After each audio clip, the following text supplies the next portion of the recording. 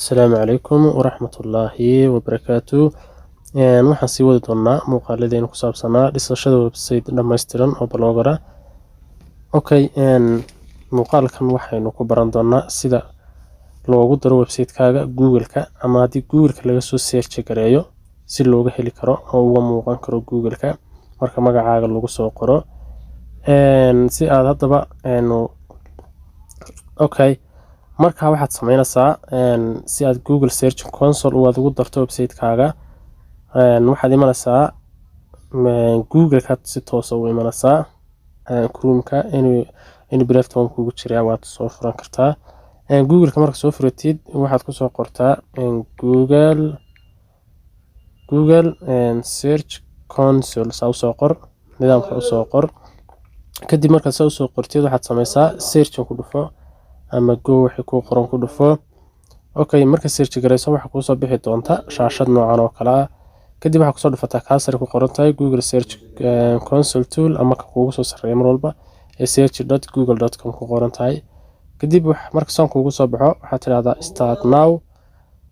Imika bilow hadduu ku bilownaana isaga ku soo saari doona. Marka hore san ayuu ku soo saarayaa. Haddii uu ku geeyo gudaha waxa laga yaabaa inaad hore u samaysatay domain hore gudgelisay ama website hore markaas waa caadi xagan buu ku keeni doonaa gudaha iyadoo taana mar kale ayaynu ka hadli doonaa.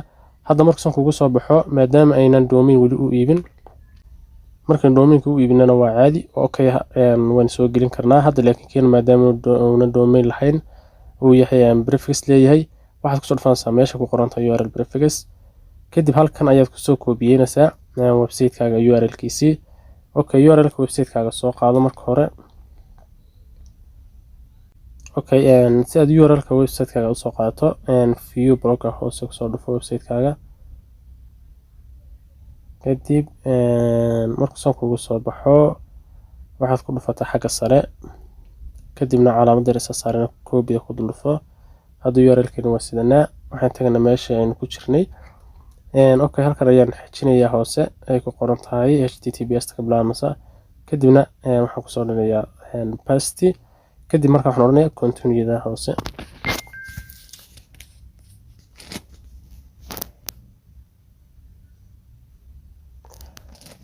San ayuu ii soo qabanayaa markaasi. Markuu san ku soo qabto waxaad sameynaysaa verify ownership ku oranayaa. Waxaad soo qaadataa oo kugu filan meesha ku qoran tahay HTML tag ma arkaysaa meesha ku qoran tahay HTML tag ayaad falaadheeda hoose furaysaa. Marka falaadhaas soo furto kadib waxaad oranaysaa copy waxa halka copy-gaas ku dhufanaysaa waxaad copy-sanaysaa code-kan copy baad oranaysaa. Hadda wuxuu code-ka ku copy-yay xagga hoose iga soo saaraya code-kii waa lagu copy-yay. Kadib waxaan ku noqonaynaa website-keena ku soo laabananaa website-ka dashboard-kiisa marka nimaadno waxaad ku dhufataa meesha ku qoran tahay team ku dhufo. Marka team ku soo dhufatid kadib falaadheer hoos jeeda ku dhufo. Kadib edit HTML code ku soo dhufo.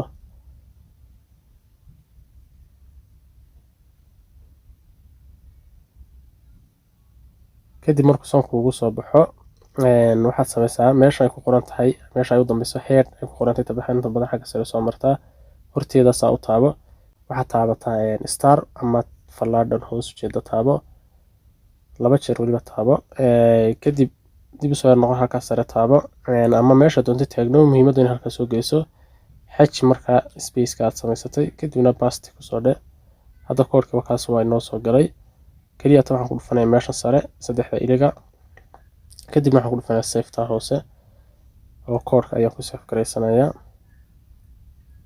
processing ku jira waa save gareynayaa. Hadda save buu yiri waa inoo save gareeyay update successful buri kadib iska soo noqo. Waxaan tagnaa meesha aynu ka wadnay hawsha oo halkan ahayd. Kadib waxaad ku dhufanaysaa meesha code-ka qaaday hoos inta soo yardegto meesha ay ku qoran tahay verify ay ku dhufanaysaa oo waa verify gareynaysaa. Check verification buu wadaa. Hadda waxa ku yiri waan ku darnay oo waa lagu daray Google searching-ka kadib muddo yar kadib maalmo ka bacdi markaad ku soo qorto si toos ah magacaaga wuxuu ka soo bixi doonaa Google-ka. Kadib waxaad oranaysaa markuu saa ku soo qoro meesha ay ku qoran tahay go to property ayaad ku dhufanaysaa. okay hadda go to property markaan niri wakaas waa wuxuu noo soo saaray dashboardkii aynu diyaarsanay. kadib waxaad ku dhufataa saddexda ilig ee xagga sare, kadibna waxaad kusoo dhufataa meeshan ay ku qoran tahay meeshan ay ku qoran tahay kusoo dhufo site map meesha ay ku qoran tahay halkan ku dhufo. kadib markaad site map kusoo dhufato halkan waxaad gelisaa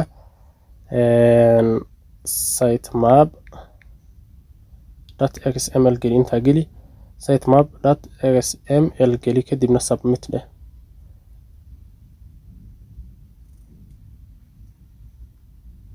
successfully noo soo qoray sitemap submitted, successfully ku soo qoray. okay go it hadda iska oran kartaa ka isaga waan loogu daray. markaad sitemapka geliso kadib waxaad kusoo noqotaa meesha ay ku qoran tahay saddexda fallaadhood sare. imika waxaan soo qaadanaa dib ugu noqono website-keena url-kiisa mar labaad soo qaadanana maadaama aynaan sidanin website-keena hadda si toos ugu noqono aan xagga sare ku dhufano, kadibna aynu sidii hore usoo koobiyin jiray aan usoo koobiyeysanno url-ka, kadibna aan kusoo noqono meesha ay ku qoran tahay url inspection meesha ku qoran tahay ayaan ku dhufananaa. kadibna waan yar xijinanaa waxoogaa, koobigeena ayaan ku basti garaynanaa. kadib waxaad oranaysaa meesha keyboardka ay go ku qoran tahay hoose. okay kadib san ayaa kusoo baxaysaa. marka san kusoo baxdo meesha ay ku qoran tahay request index ayaad ku dhufanaysaa marka hore.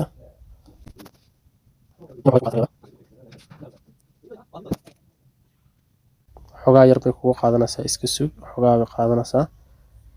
okay marka san kusoo saaro waxaan iska saar tractor cagafta ii diray. marka wixii cagafa soo dooro, hadda wax ku diro markaa soo dooro. hadda wuxuu soo qoray request index waa ii diray. kadib waxaan still live url baan eegayaa. haddaad muddo yar sugto kabacdi inuu si toosa u testiga u sameeyo ama requestiga u bixiyo ayaa suurtagala. intii ugu muhiimsanayd waan soo dhammaynay. tanna waxoogaa time bay yar qaadanaysaa. okay wuxuu noo soo qoray url is available to google. url-kaaga ama ciwaankaagu google hadda waa ka on ama waa la arki karaa. marka dhammaantood green noo soo qoray. haddaan idhaahno view and tested page, yani page-keena website-ka laga heli karo noo sheeg. kadib html-kuna kuu saaraya waxaad taabataa meesha ay ku qoran tahay screenshot page-keena sana ayaa lasoo qabtay. okay google-ka kusoo laabo, kadib waxaad ku qortaa magaca website-kaaga. ani hadda waxay ugu qoraa wariye, inuu soo geliyey ma garan karo, inta dambe ka masax. kolka wariye keliyata soo geli ama ciwaanka u horeeya. still lama soo gelin oo hadda ayaynu sameynay. xaggan ayuu kasoo muuqan doonaa, sida kuwan kale ayuu usoo muuqan doonaa hadhowtoole. nidaamkaas ayaana loo geliyaa Google Search Console-ka. fiidiyo kale oo kala duwan oo Google Search Console-ka ku saabsanna insha Allah waan sameyn doonaa. assalaamu calaykum waraxmatullaahi wabarakaatuh.